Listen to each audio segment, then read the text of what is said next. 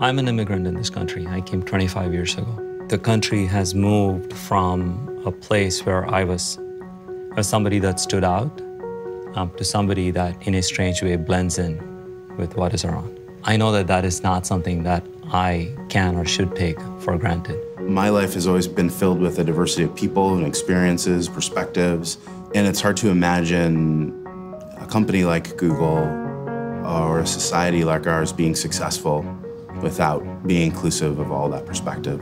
When we're building Google Maps, we're really looking at how do we help people in the everyday moments of their life.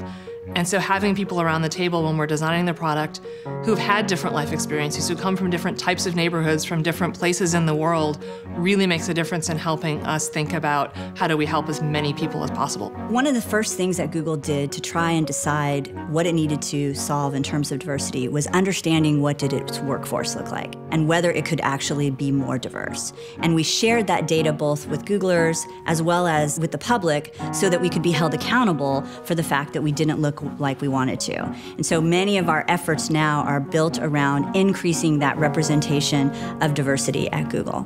This is hard work. If you look at the problems that we'd like to solve as an industry, they also reflect the problems of our society. And it's so important that we do the work, even when it's tough, and that we're committed to the long-term result.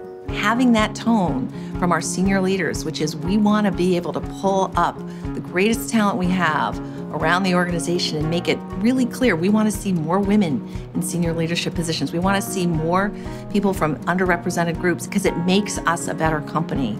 Really, to me, is the starting point, and it becomes infectious. Once you set that tone, it becomes really clear this is a priority because it makes sense to be a priority. This is deeply personal for me as a Latina. This is deeply personal for me as a mother of a 7-year-old daughter whose future is bright and clear ahead.